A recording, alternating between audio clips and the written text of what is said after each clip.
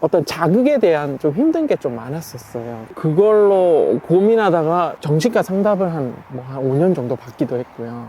이게 하나라도 깨지면 다 무너질 것 같고 막 그런 상황에서 저는 그렇게 생각했어요. 언제까지 이러고 있어야 되지? 언제 멈출 수 있지? 이게 행복한가?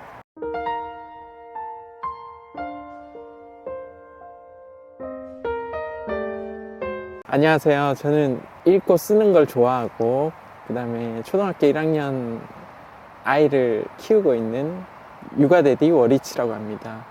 그리고 내향적 투자자입니다. 만나서 반갑습니다. 네. 얼마 전에 출간하신 책 잘 봤어요. 아, 감사합니다. 지식산업센터 전문가로서 지식산업센터에 대해서 여쭤보기 전에 개인적으로 궁금한 점들이 좀 있어요. 대기업에 재직 중이셨고 연봉도 많이 높으셨을 텐데 퇴사를 하셨잖아요. 그렇죠. 한 가정을 책임지는 가장으로서 안정적인 월급을 포기하고 퇴사를 결심해야겠다고 생각한 이유가 있을까요? 제가 이제 원래 엔지니어였는데 제가 직급이 올라가다 보니까 과장이 되고 부장이 될 때마다 어떤 다른 역할을 주어주더라고요. 뭐 어떤 관리적인 역할? 그런데 제가 아까도 얘기했지만 내향적 투자자라고 했잖아요. 저는 사실 좀 혼자 하는 게 일이 편했고 누구한테 위임을 하는 거를 어떻게 하는지 잘 모르겠더라고요. 그리고 뭐 발표라든지 그런 자리에서 되게 어떤 자극에 대한 좀 힘든 게 좀 많았었어요. 그래서 그런 어려움을 가지고 있었고 그걸로 고민하다가 뭐 정신과 상담을 한 5년 정도 받기도 했고요. 근데 사실 와이프도 같은 직종에 이제 맞벌이였는데 이게 어떻게 보면 톱니바퀴처럼 진짜 맞물려서 막 돌아가는 거예요. 이게 하나라도 깨지면 다 무너질 것 같고 막 그런 상황에서 저는 그렇게 생각했어요. 언제까지 이러고 있어야 되지? 언제 멈출 수 있지? 이게 행복한가? 막 그런 생각을 하면서 와이프랑 이야기도 많이 하고 그래서 과감하게 결정을 할 수 있었던 것 같아요. 퇴사하고 나서는 정말 막막하셨을 것 같아요. 맞습니다. 퇴사 이후에 하루 일과는 어떻게 보내셨어요?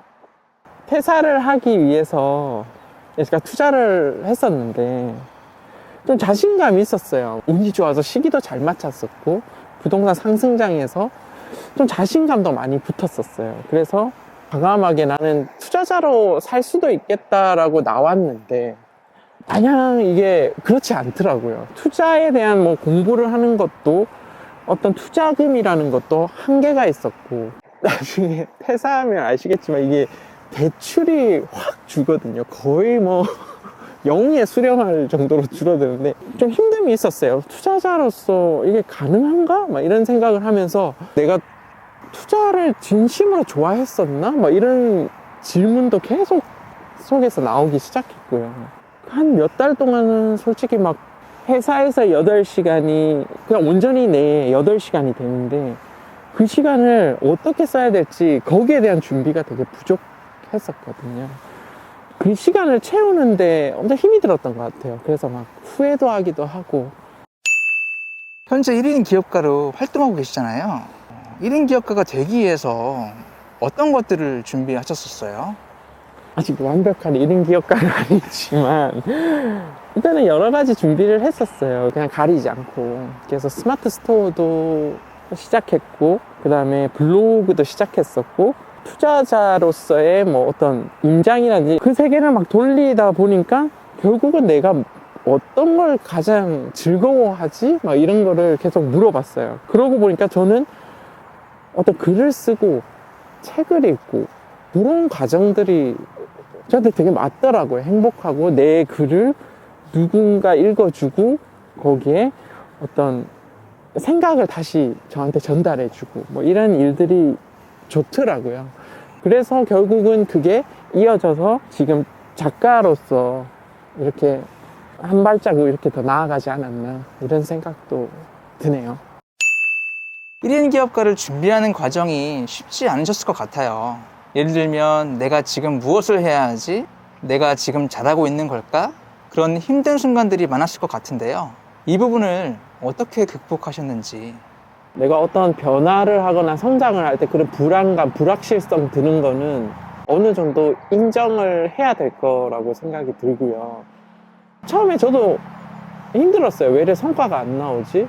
어떤 속도 측면에서만 생각을 했던 것 같아요. 저도 약간 속도가 느린 편에 속하거든요. 그래도 결국 꾸준하게 놓지 않았더니 뭔가 이룰 수 있었고, 그리고 그걸 계기로 확장도 할 수 있었고, 사실 지금도 뭐 그렇게 막 대단한 블로그는 아니지만 책을 쓰게 된 계기가 되었고, 내가 책을 읽고 뭔가 글로 표현하는 거를 더 좋아하는구나 좀 알게 되었던 것 같아요. 그냥 내가 좋아했고 잘 하려고 하지 않았고 그냥 시도했고 했다는 게 그 어려움을 조금 극복했던 것 같아요. 방금 1인 기업가가 되기 위해서 중요하다는 게 꾸준함이라고 말씀 주셨잖아요. 네. 그것 외에도 중요하다고 생각하는 한 가지가 더 있다면? 계속 질문하는 거 나한테? 저는 사실 좀 좋아하는 편이었던 것 같아요. 얘 생각하는 거를 계속 저한테 막 물어보고 뭐 일기도 쓰고 막 그랬던 것 같거든요. 스스로에게 계속 네가 원하는 게 뭐야? 네가 좋아하는 게 뭐야? 막 이런 질문들에 계속 답을 하면서 내 있는 그대로 그냥 인정하는 거. 결국은 마인드인 것 같아요. 저처럼 육아를 하시면서 1인 기업가로서 활동을 하고 계시는데 육아와 동시에 이런 활동을 할 수 있는 본인만의 노하우가 있다면 특별한 노하우가 있을까요? 저는 퇴사하고 나서 뭔가 내가 성과를 내야 되는데 되게 조급했었는데, 그래서 막 정신없이 막 돌아다녔던 적도 있어요. 근데 내가 놓치고 있던 게 하나 있더라고요. 제가 퇴사하는 이유 중에 하나가 육아였는데 육아를 또 놓치고 있더라고요. 그 생각을 한 이후로는 좀 육아에 좀 몰두했었던 것 같아요. 그때는 내 성장에 대한 죄책감을 들지 말고 지금 초등학교 1학년에 아이한테 해줄 수 있는 걸 하고 거기 남는 시간에 천천히 가도 되겠다라는 생각을 했었어요. 아이도 성장을 하면서 자기만의 시간, 자기만의 바운더리를 가지면서 다시 나의 성장을 저한테 끌어올 수 있었던 것 같아요. 결론적으로 각각 활동에 집중하는 것이 더 나은 선택이다. 네.